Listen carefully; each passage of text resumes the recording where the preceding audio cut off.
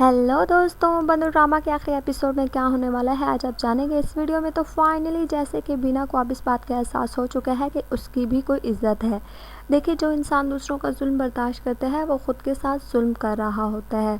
अगर यही फुर्ती बीना रमशा को दिखाती तो इसका घर कभी ख़राब नहीं होना था। मुझे तो फर्स्ट एपिसोड से ही बीना पर बहुत ज़्यादा गुस्सा था, क्योंकि ये अपने लिए कुछ भी नहीं बोलती थी और लोग इसके साथ खेल कर चले जाते थे।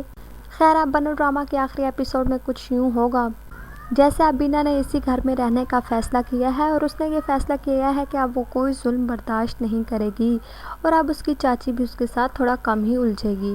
लेकिन सानिया को ये बात बिल्कुल भी पसंद नहीं आएगी कि बीना और अज़लान एक ही छत के नीचे रहें। ये बात सानिया को बहुत ज़्यादा परेशान करेगी और दिन ब दिन सानिया की तबीयत ख़राब होती जाएगी और आखिरी एपिसोड में सानिया मर जाएगी और इसकी एक बहुत ही खूबसूरत प्यारी सी बेटी पैदा होगी जिसको बीना पालेगी।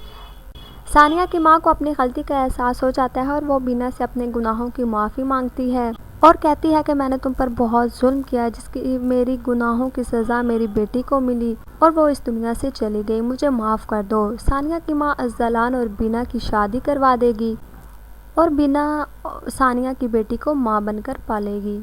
अब बात करते हैं निहाल और रमशा की।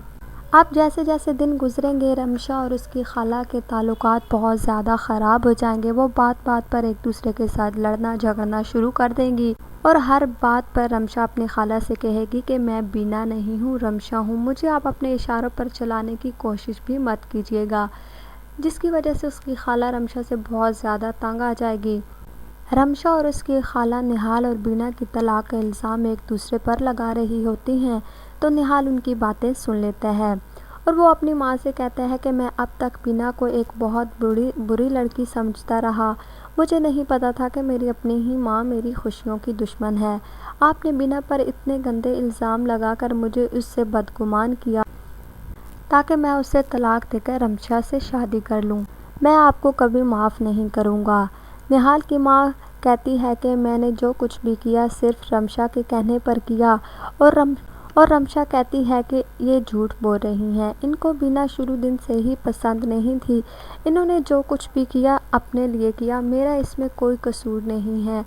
निहाल उन दोनों की बात सुने बगैर घर से बाहर बहुत गुस्से में चला जाता है और रास्ते पर निहाल का एक्सीडेंट हो जाता है, जिसकी वजह से निहाल की डेथ हो जाती है और रमशा, जो कि आधी पागल तो पहले ही है और अब निहाल के मरने के बाद पूरी पागल हो जाती है।